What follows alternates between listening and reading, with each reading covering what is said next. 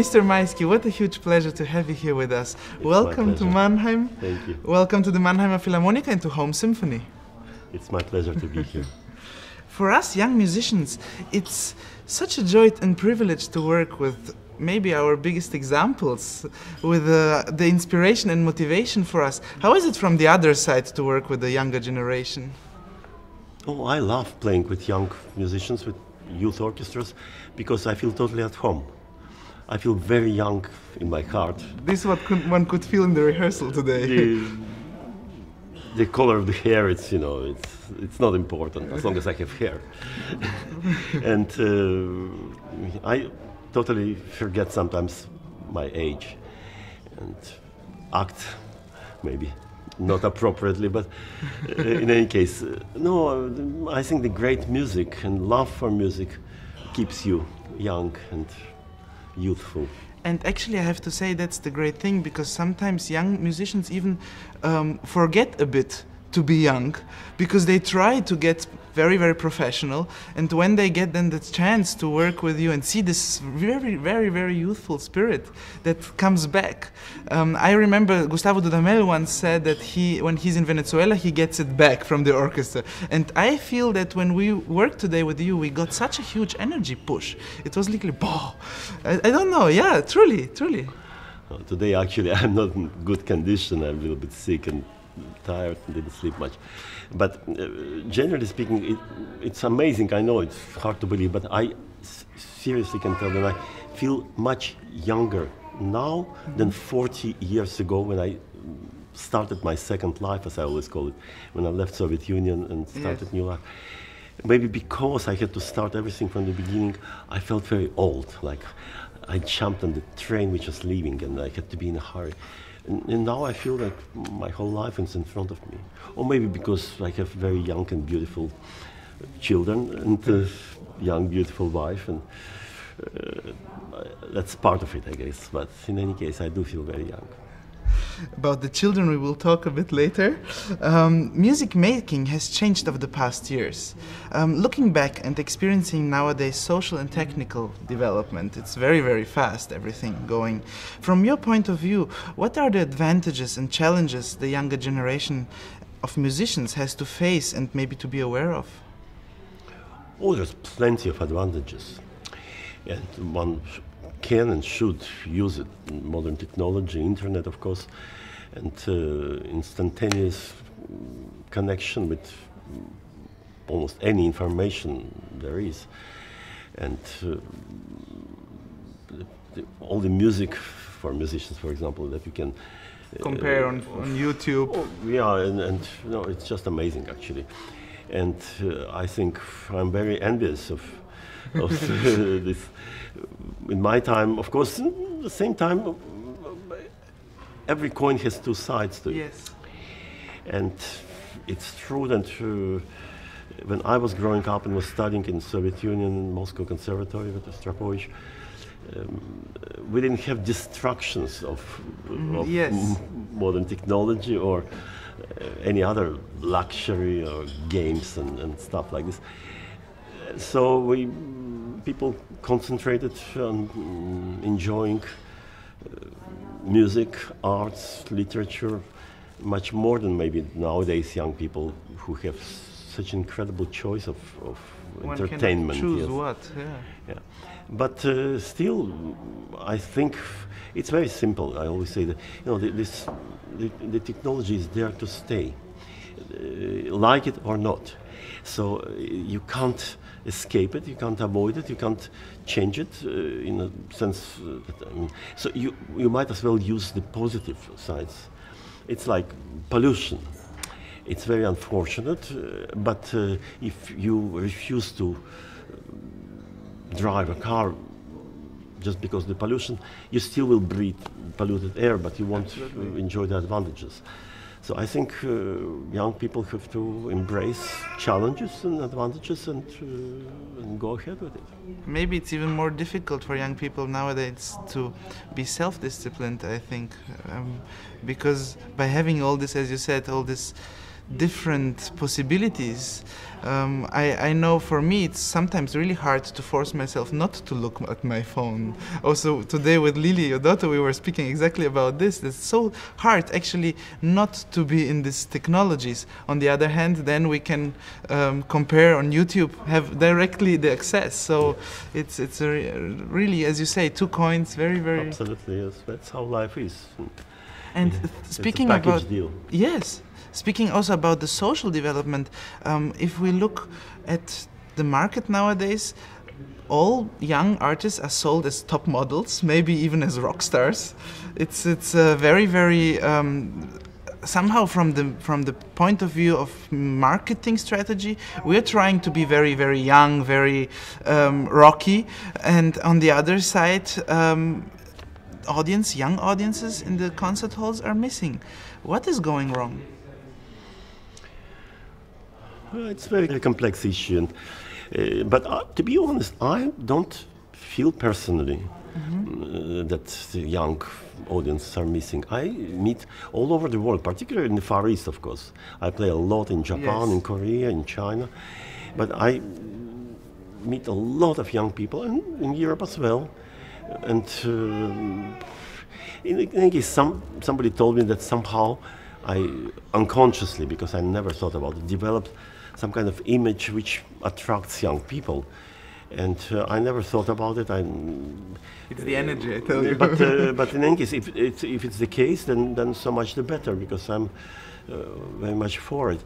But in any case, I believe the most important thing, the marketing and all this stuff, it's important and inevitable part of the whole thing.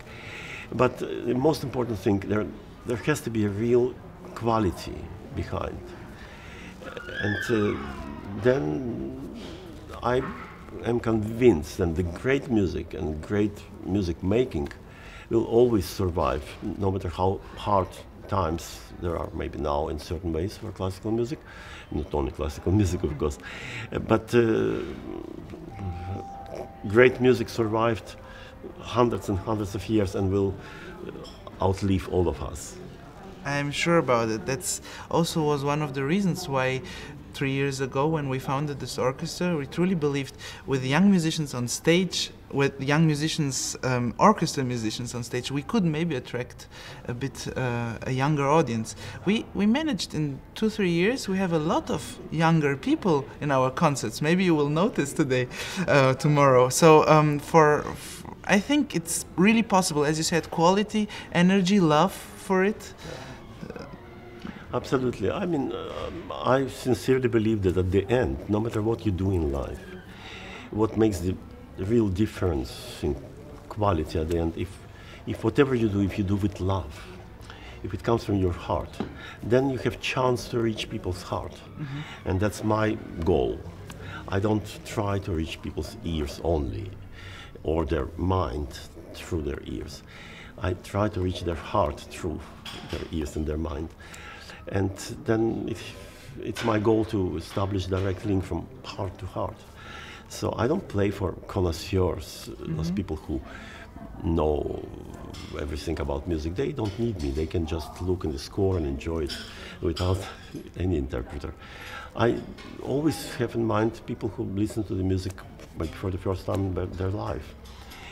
And I'm convinced that if you succeed to touch people in a certain way, then that's what makes the difference. Speaking about our concert, Beethoven has been a game changer in music. He has been so much ahead of his time that still nowadays he inspires us, but he surprises us all the time. So, on the very first view, one could think cello, he treated it more like a chamber music instrument. But looking deeper, how did actually Beethoven's work influence and maybe change the cello repertoire? Oh, very much. I mean, he was first of the great composers who dared to, I mean, of course, after Bach, who wrote 6 cello solo suites. But Beethoven was the first to write 5 sonatas for cello and piano, and did during the whole his life. The first 2, Opus 5, It was early Beethoven, then Opus 69, middle period, and last two, Opus 102, later Beethoven. And of course, triple concerto. Unfortunately, we don't have a real cello concerto, but isn't it a hidden cello concerto, maybe a bit? in a way, yes, in a way, of course. And yeah, Beethoven, of course, was one of the greatest geniuses ever. And talking about it being contemporary, I will never forget a remarkable story. But I played in Germany, in some small place, and I went to the hall during the second half to listen to the second half of the concert. Chamber orchestra playing the Große Fuge, and arranged for string orchestra. And two older ladies were listening, and after it was finished, one told to another one, "Oh, I don't like modern music." It's a true it's story. Like the Große Fuge, yeah. That was the Große Fuge, yes. Yeah.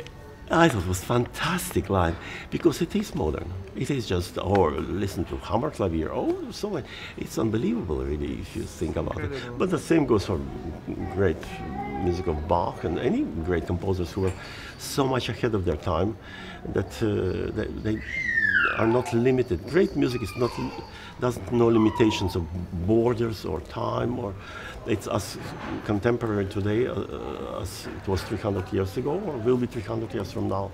That's why when people ask me, do you play modern music? I always say, of course, I play Bach and Beethoven too. Yeah, it's always a way of making also chamber music. We try always also in the rehearsals with the orchestra to make chamber music with the soloists. And speaking about this chamber music, you have very special music partners. You're performing with us Beethoven's Triple Concerto, as we said, with your children, Lily and Sasha. Don't worry. I also had the chance once to work with my mom, and I have to say it's very supporting. You feel this freedom, you feel so much comfortable because the partner you're playing with actually thinks and feels the music the same. This from the children point of view. How is it from the parents' point of view? Well, for me, it's a dream come true.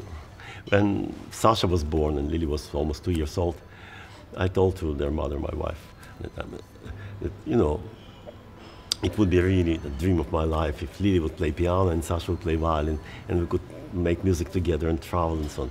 And she said, "Oh, yeah, but don't hold your breath, because very often children of musicians don't want to become musicians. True. Or sometimes they're not gifted enough. It's like good wine, it takes generation in between." My reaction was, okay, in this case my dream is to play with my grandchildren. Mm-hmm. If not in 20 years and 40 years, I have time. But luckily I didn't have to wait so long, and play with Lily as a duo regularly since more than 8 or 9 years.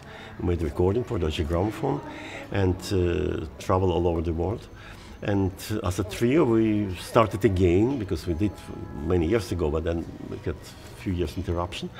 Now we started again and played quite a few concerts as well, all over the world. Not just triple concerto, but as a trio as well. And it's hard to describe in words the feeling. I'm, generally speaking, I'm extremely lucky. I'm always saying I'm the luckiest cellist in the world, for many different reasons.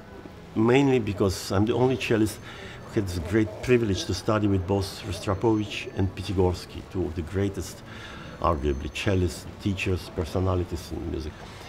But as well, I have had great luck to have, as a chamber music partners, some of the most remarkable, unique and different kind of musicians around, like still with Radu Lupu.